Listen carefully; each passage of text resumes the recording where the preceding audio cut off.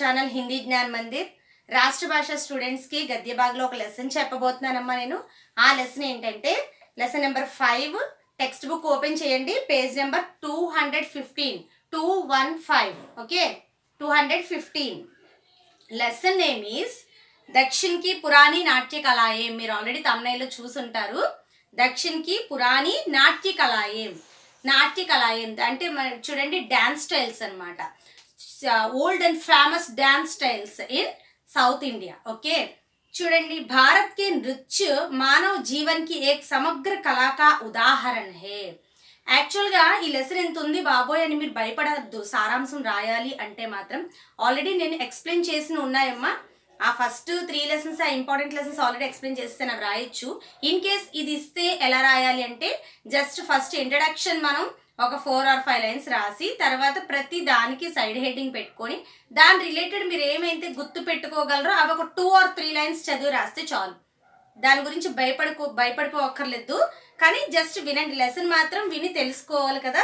చూడండి, భారత్ కే నృత్య మానవ జీవన్ కి ఏక్ సమగ్ర కళా కా ఉదాహరణ హే. అంటే ఈ డాన్స్ అనేది అన్ని కళలకి మానవ జీవితంలో ఇది ఒక ఎగ్జాంపుల్. దేనికి?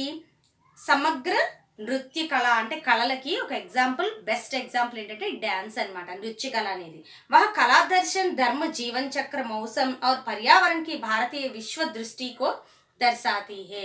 అంటే ఇక్కడ మన పర్యావరణ మౌసం ఇవన్నీ అంటే ప్రతి దాని గురించి అంటే న్యాచురల్గా ప్రజెంట్ చేసేది గనక ఇది న్యాచురల్ డాన్స్ అని.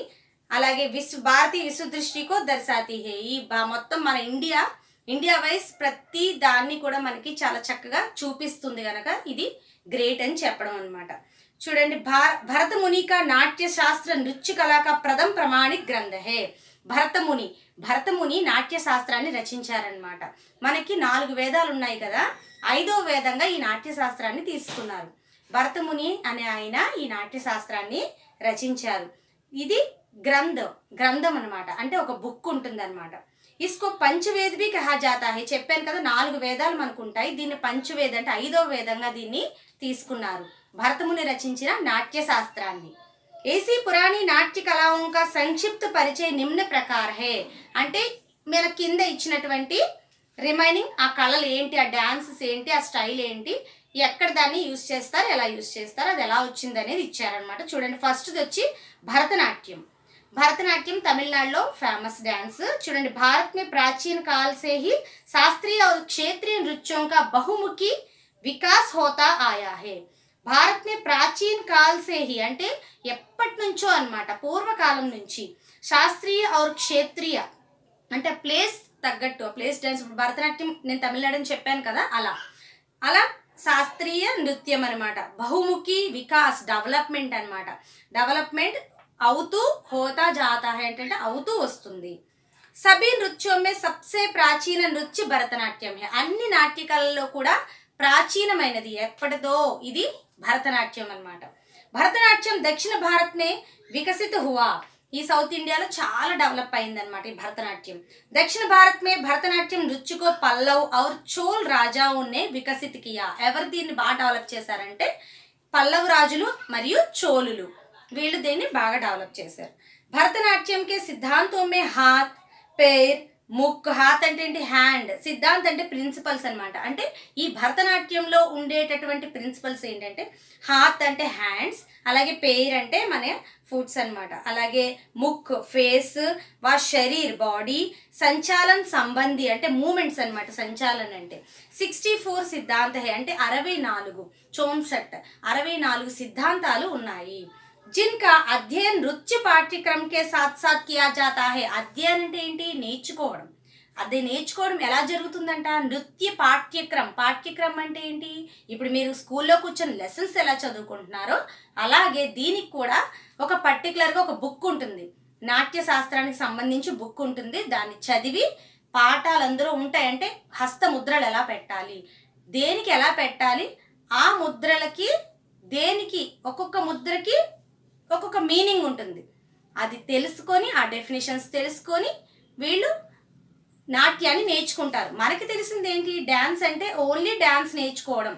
డాన్స్ ఒకటే నేర్చుకోవడం కాదు, ఏ ముద్ర దేనికి పెడతారు, అది దేనికి యూస్ చేస్తారు, ఏ సిచ్యువేషన్స్లో యూస్ చేస్తారు అనేది మనకు తెలియాలి కదా. సో దానికి కూడా ఒక బుక్ ఉంటుంది, అది చదవాలన్నమాట. అలా నేర్చుకుంటూ ఈ డాన్స్ని వాళ్ళు కంప్లీట్ చేసుకుంటారనమాట. సరే, ఇప్పుడు మీకు అర్థమైంది కదా పాఠ్యక్రమం అంటే.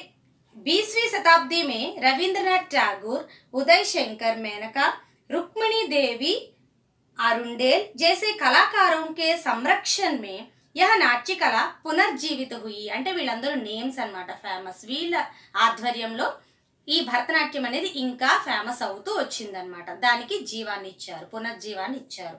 సరే, నెక్స్ట్ డ్యాన్స్కి వద్దాం. కథకళి. కథకళి కథకళి కేరళ రాజ్యకే నృత్య నాటక రూప హై. అంటే దీన్ని కేరళలో ఎక్కువ ప్రదర్శిస్తూ ఉంటారనమాట. इसमें नर्तक कुछ बोलते नहीं और गीत मणि प्रवाలం में गया जाता है. అంటే నర్తక్ డాన్స్ చేసే వాళ్ళు ఏమి మాట్లాడరనమాట. అయితే గీత్ సాంగ్స్ మణి ప్రవాలం అంటే ఇక్కడ మలయాళం అండ్ సాంస్క్రిట్ కలిపినటువంటి ఒక లాంగ్వేజ్ అనమాట. ఆ లాంగ్వేజ్లో సాంగ్స్ అనేవి ఉంటాయి. यह नाट्य कला विस्तृत हाथों के इशारों और लोकप्रिय मुद्राओं के साथ प्रदर्शित की जाती है.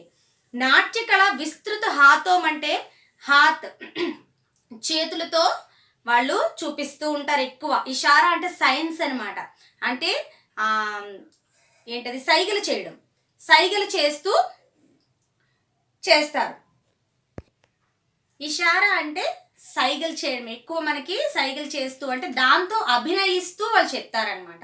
ఆరు లోకప్రియ అంటే అందరికీ ఇష్టపడేటటువంటి ముద్ర అంటే ముద్రలు ఎలాగా, ఇవన్నీ ముద్రలు అనమాట. ఇలాంటి ముద్రలను యూజ్ చేస్తూ వాళ్ళు మనకి ప్రదర్శిస్తారనమాట.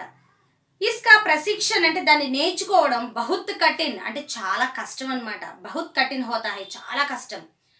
కళ్యాణ్, సౌగంధికం, బాలి విజయం, రావణాసుర వధం, నలచరితం और सीता स्वयंवरम आदि ప్రసిద్ధ కథకళి నృత్య నాటకం మే షామిల్ హై. ఇవన్నీ వాళ్ళు ఏదైతే యాక్ట్ అనేది చేస్తారో దాని రిలేటెడ్ అనమాట స్టోరీస్. ఇవన్నీ దాని మీద వాళ్ళు చేస్తూ ఉంటారు డ్యాన్స్ అనేది. సో నెక్స్ట్ దానికి వెళ్దామా. Koodiyattam. Okay, one of the dance style. 900 టైంలో రాజా కులశేఖర్ వర్మన్ అంటే అది కింగ్ నేము ने केरल परंपरा के अनुसार కుడియాట్టం కో ప్రచలిత కియా. ఈ కుడియాట్టంని ఆయన ఎక్కువ ఫేమస్ అయ్యేలా చేశారు. యह సౌందర్య ఆనందకి అసీమ్ సంభవనాయే ప్రదాన్ కర్తీ హే. సౌందర్య అంటే బ్యూటిఫుల్ ఆర్ ఆనంద్, హ్యాపీగా ఉండేలాగా ఎప్పుడు బ్యూటిఫుల్గా కనిపించేలాగా ఉంటుందన్నమాట. కై మహీనోన్ తక్ అభ్యాస్ కే బాద్, ఎన్నో మహీన్ అంటే మంత్స్, ఎన్నో మంత్స్, అభ్యాస్ అంటే ప్రాక్టీస్, ఎన్నో మంత్స్ ప్రాక్టీస్ తర్వాత యహ నృత్య నాటక్ 8 से 9 दिनों तक चलती है. అంటే 8 నుంచి 9 డేస్ దీన్ని ప్రజెంట్ చేస్తారనమాట. ఓకే, కూతంపలం నామక్ మందిర్ మే, అది టెంపుల్ నేమ్ అనమాట. ఇస్ కళా కా మంచన్ హోతా హై. మంచన్ అంటే ఏంటి, కిసి రంగమంచ్ పర్ అభినయ్ కర్ణ. రంగమంచ్ అంటే స్టేజ్, ఏదైనా ఒక స్టేజ్ మీద దాన్ని ప్రజెంట్ చేయడం అనమాట, దాన్ని మంచన్ అంటారు. ఆంగిక్, వాచిక్, సాత్విక్ ఔర్ ఆహార్య. ఆంగిక్ అంటే ఏంటంటే అంగ్ అంటే పార్ట్స్ కదా, మన పార్ట్స్తో మనం చేసేటటువంటి అభినయం. వాచిక్ అంటే వాచిక అభినయం, ఇప్పుడు ఏదైతే సాంగ్ వస్తుందో దాన్ని వీళ్ళు డైరెక్ట్గా పాడినట్టుగా యాక్ట్ చేస్తూ ఉంటారు చూసారా, దాన్ని వాచిక అభినయం అంటారు. ఈ 4 అభినయాలు అనమాట. అభినయాలంటే ఎక్స్ప్రెస్ చేయడాలు. సాత్విక్ అంటే సాత్విక అంటే ఏంటంటే నవరసాలు పండించడం, అంటే భీభత్సం, భయానకం, ఇటువంటివన్నీ అందులో ఉంటాయి. నెక్స్ట్ ఆహార్యం. ఆహార్యం అంటే ఏంటంటే వేసుకునేటటువంటి డ్రెస్ అండ్ ఆర్నమెంట్ స్టైల్ అనమాట, మనం వేసుకునేటటువంటి ఇవన్నీ. ఆది ఎక్సెట్రా. 4 అభినయ్ అంటే 4 అభినయాలు ఉంటాయి ఫేమస్గా. ఈ 4 అభినయాలుని రీతియోం కా ప్రయోగ్ ఇస్ కళామే మిల్ పాతే హే. ఈ 4 కూడా మనకి ఈ కళలో కనిపిస్తూ ఉంటాయి అని చెప్తున్నారు. वे सब मनोरंजक होने के साथ साथ ఉపదేశాత్మక్ బీ హే. ఇవన్నీ మనకి ఎంటర్టైన్మెంట్ ఇవ్వడంతో పాటు మెసేజెస్ కూడా ఇస్తూ ఉంటాయి అన్నమాట.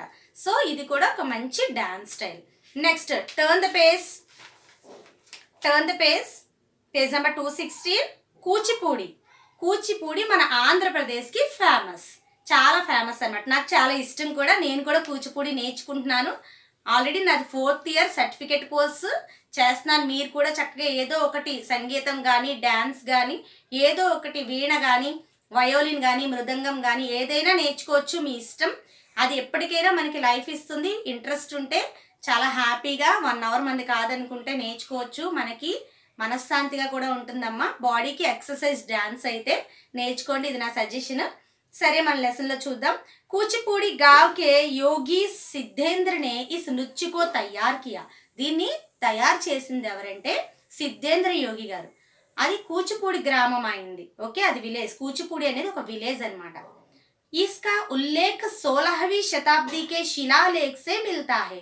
ఉల్లేఖ్ అంటే దీన్ని ఎక్కడ దొరికింది, ఈ నాట్యం గురించి మనకి ఎలా తెలిసింది అంటే 16th సెంచరీలో शिलालेख అంటే किसी पत्थर या चट्टान पर लिखी गई लेख को हम शिलालेख कहते हैं. అంటే పత్తర్ అంటే రాక్, ఏదైనా ఒక రాళ్ల మీద కానీ అంటే శిలల మీద రాసినటువంటి లేఖ అనమాట. దాని మీద ఆయనకి దొరికిందంట. 1668 में गोलकोंडा के नवाब अब्दुल हसन ने इस नृत्य से प्रभावित होकर అంటే ఈ డాన్స్ చూసి ఆయన ఎక్కువ ఎఫెక్ట్ అయ్యి చాలా ఇంట్రెస్ట్ పుట్టి నచ్చి ఆయన ఏం చేశారంటే ఇస్కే ప్రదర్శన మే భాగ్ లేనే వాళ్ళే నర్తకోంకో అంటే ఎవరైతే దీన్ని ప్రదర్శిస్తున్నారో ప్రజెంట్ చేస్తున్నారో నేర్చుకొని ఆ డాన్సర్స్కి, నర్తక్ అంటే డాన్సర్స్ అనమాట, ఆ డాన్సర్స్కి కూచిపూడి గావ్కో ఇనామ్ మే దియా. ఆ కూచిపూడి గ్రామాన్నే రాసి ఇచ్చేశారంట.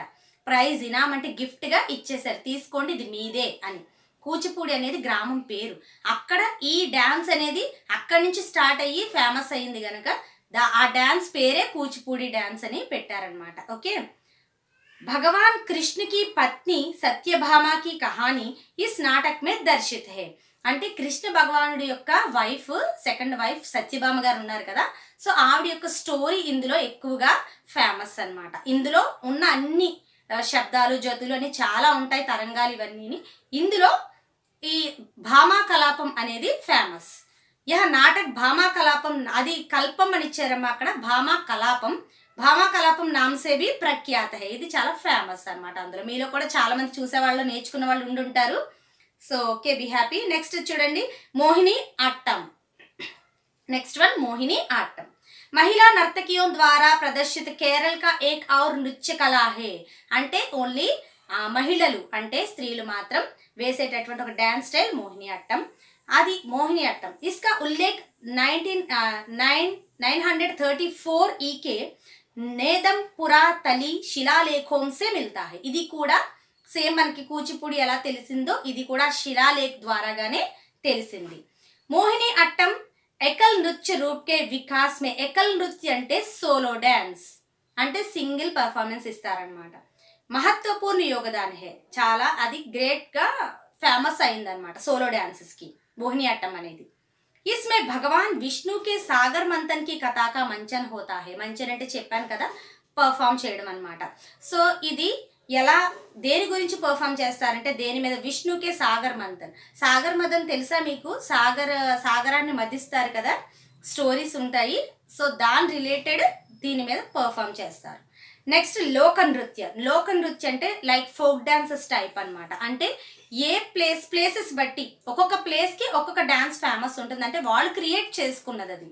అంటే లైక్ ఇప్పుడు సపోజ్ మన స్కూల్స్లో యాన్యువల్ డే జరిగింది అనుకోండి, ఈ యాన్యువల్ డేకి మనకి నచ్చినవి మనకి ఇష్టం వచ్చినట్టు మనం సెలెక్ట్ చేసుకొని ఆ ఫంక్షన్ జరుపుకుంటాం కదా. సాంగ్స్ అయినా డాన్స్ అయినా మన ఇష్టం, మనం కంపోజ్ చేసుకొని మనం చేసుకుంటాం. దాన్నే లోక నృత్య అంటారనమాట. చూడండి, ఏ నృత్య స్థానియ లోగోं के अनुभवों को संगीत और वेशभूष के द्वारा दर्शाए जाते हैं. అంటే వాళ్ళ ఎక్స్పీరియన్స్ కానీ అలాగే వేషభూష, వాళ్ళ ఇష్టం, డ్రెస్సింగ్ స్టైల్ అనమాట వేషభూష అంటే. సో అలా మనకి కనిపిస్తూ ఉంటుంది వాళ్ళది. అంటే ఏ ప్రాంతం, ఏ ప్లేస్ అయితే ఆ ప్లేస్ రిలేటెడ్ స్టైల్స్ మనకి కనిపిస్తూ ఉంటాయి ఇందులో. యహ ప్రదర్శన్ త్యోహారోం కో జీవంత్ బనా దేతే హై. అంటే ఫెస్టివల్స్ అప్పుడు బాగా మనకి కనిపిస్తూ ఉంటాయి. మంచ్ పర్ నర్తకియాం ఖుద్ హీ గాకర్ నాచ్తీ హై. అంటే స్టేజ్ మీద చూడండి, మనం కూడా ఏదైనా ఫ్యామిలీ సెలబ్రేషన్స్ చేసుకుంటున్నప్పుడు డైరెక్ట్గా వెళ్ళి మనమే అక్కడ సాంగ్స్ పెట్టుకోవడమో లేకపోతే పాడుకోవడమో డాన్స్ చేసుకోవడమో చేసుకుంటాం అలా అనమాట. నెక్స్ట్ చూడండి, సంఘాకలి. ఇది కూడా వన్ టైప్ ఆఫ్ డాన్స్ స్టైలే. సంఘాకలి మూలతः एक सामाजिक धार्मिक नृत्य है. సొసైటీలో ఒక ధార్మికత్వానికి చెందినటువంటి ఒక భక్తికి సంబంధించినటువంటి ఒక డ్యాన్స్. ఇస్మే శారీరక వ్యాయామం అంటే బాడీ ఎక్సర్సైజ్తో పాటు సైన్య ప్రశిక్షణ పర్ విశేష ధ్యాన్ దియా జాతా హై. ప్రశిక్షణ అంటే మనకి ఈ సైన్య ప్రశిక్షణ అంటే మనకి సోల్జర్స్ చూడండి తీసుకుంటారు కదా ట్రైనింగ్. సో దానికి సంబంధించినవి కూడా దాని మీద ఎక్కువ కాన్సన్ట్రేషన్ ఉంటుంది. అంటే బాడీ ఎప్పుడు ఎక్సర్సైజ్కి ఎక్కువ ఇంపార్టెన్స్ ఇస్తుంది అనమాట ఈ డ్యాన్స్. నెక్స్ట్ इस प्रकार दक्षिण भारत नृत्य की दृष्टि से भारतीय संस्कृति की आधारशिला के रूप में आज भी విద్యమాన है. అంటే ఇప్పటికీ కూడా ఇన్ని రకాలైన డ్యాన్స్ స్టైల్స్తో ఇప్పటికీ మన భారతదేశం విరాజిల్లుతుంది అని అర్థం. ఇది చాలా ఎక్కువ ఉంది, హార్డ్ వర్డ్స్ కూడా ఎక్కువగా ఉన్నాయి. సారాంశం ఇచ్చినప్పుడు దీన్ని స్కిప్ చేయడం మంచిది.